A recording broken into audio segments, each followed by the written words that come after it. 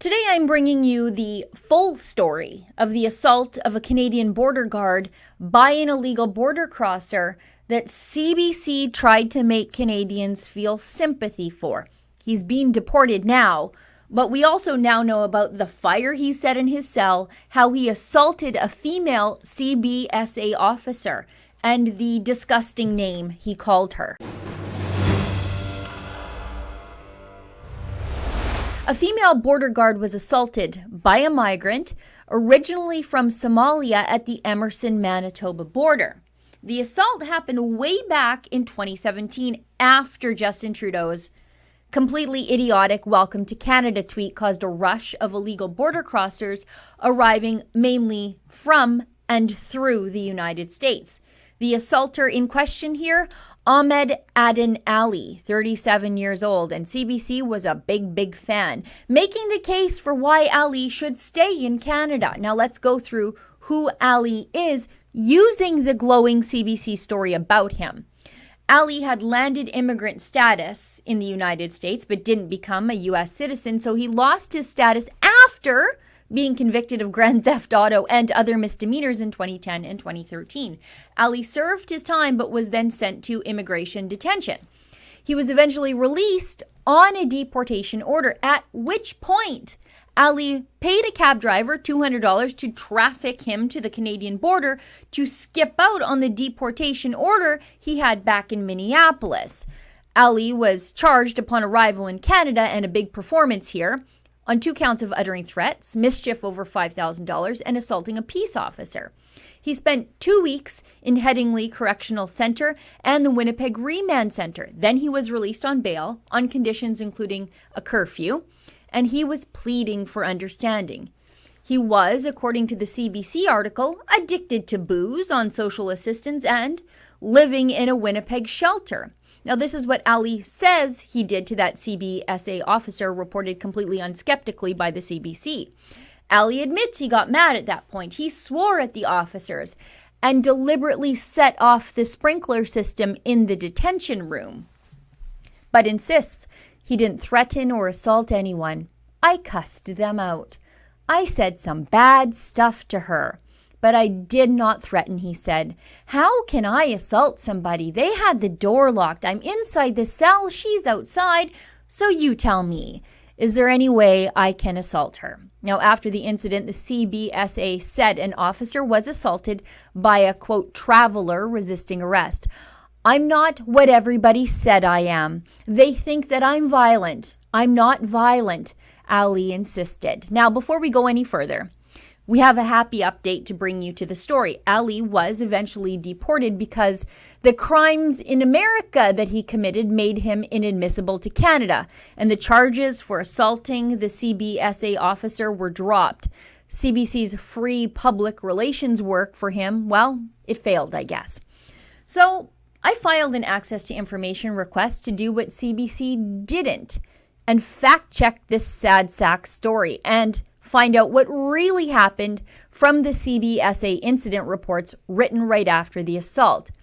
And if you'd like to support our ongoing access to information investigations, you can help us ask the questions of the government no one else will, and fact check the CBC at rebelinvestigates.com. Now let's get right into the meat and potatoes of this nearly 300-page document dump.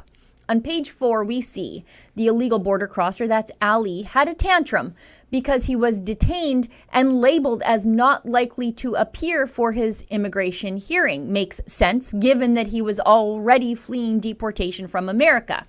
And Ali did some serious damage to his cell, which resulted in thousands of dollars in damage. PC broke the sprinkler inside his cell, activating the fire alarm and sprinkler system. A significant amount of water flowed out of his cell and spread into the traffic office. Water supply and fire suppressant system supply to the traffic office were both shut off, and the fire suppressant system remains out of service. You know, that sounds very expensive. On page 7, we learn that Ali got violent after he was asked to remove his jacket and shoes, and that's when he assaulted the female officer.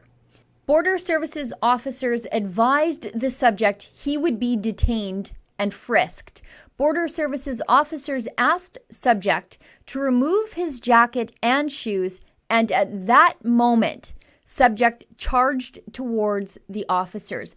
Border Service officers were able to tactically reposition out of the cell doorway and close the cell door with the subject inside.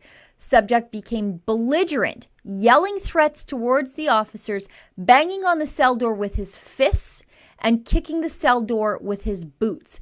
Subject activated the sprinkler system. A significant amount of water flowed out of the cell and spread into the traffic office. Page 8, we learn Ali actually lit a fire in his cell, which is what set off the sprinkler system in the first place. The subject put a roll of toilet paper on fire inside the cell. He had a lighter and activated the sprinkler system. Page 13, we see an email complaining that the media found out about the assault. Look at this. I'm concerned on how this information about the assault and the number of claimants with serious criminality is getting to the media, as this, for the most part, is Emerson point of entry information. Pages 61 and 62 are a description of the efforts to shut off the water after Ali broke the sprinkler, and they eventually gave up and just moved electrical stuff away from the water. And we can see the Border Services officers had to call the RCMP for backup in dealing with him. On page 70, the CBSA says they will ask the CBC reporter to confirm who their sources were. Look at this. I've asked Lisa White if she can get the reporter to confirm who. We suspect the Manitoba president. Now that's the Manitoba president of the Canada Border Services Agency Guards Union. On pages 260 to 276, we see the written reports and officers' notes about the assault, including noting that Ali, the guy that CBC portrayed as a victim, well, he wanted the officers to, quote, come in here so that he could hurt them. On page 266, Ali was pacing back and forth saying, quote, F this, and he did admit that he understood he had a right to a lawyer. He was clenching his fist and immediately charged at the door and the officer. On page 267, they write that he kicked the door, saying, F you. An officer also writes, I quickly closed the door and I locked it before the PC, that's Ali, could open the door and attack the officer. Ali continued to kick the door violently and repeatedly. The PC repeatedly kicked the cell door with so much force that the key to the cell fell out onto the floor numerous times. The PC, that's Ali, came to the window and told, name redacted, and I, that I'm going to effing kill you two. Page 270, he then addresses the officer, again, her name is redacted here, directly and said, you effing bitch, I'm going to kill you. It took 2.5 years to get to the bottom of this story. CBC, without an ounce of journalistic integrity or skepticism, tried to paint Ali as a misunderstood victim. They published his protestations that he's definitely not violent without digging any deeper. That was good enough for them. And they made excuses for him, saying that his PTSD from his time in Somalia made him, steal cars in the United States. Ali was already a convicted criminal on the run from deportation before entering illegally into Canada. Ali then assaulted and threatened the lives of CBSA officers, including one woman, and caused thousands of dollars of damage to government facilities within minutes of entering our country. But I bet he has a smile that lights up a room, right, CBC? For Rebel News, I'm Sheila Gunn Reid. It's taken 3 years and countless man-hours to get the full story on the migrant who assaulted a female CBSA officer at Emerson, Manitoba in 2017. CBC told you that he was just a victim of his circumstances, a changed man, but the documents tell the truth. If you'd like to help us continue these sorts of access to information investigations, you can do that at a special website, rebelinvestigates.com. We don't get money from Justin Trudeau like the CBC, and we wouldn't take it anyway. We rely on the support of people like you. That's rebelinvestigates.com.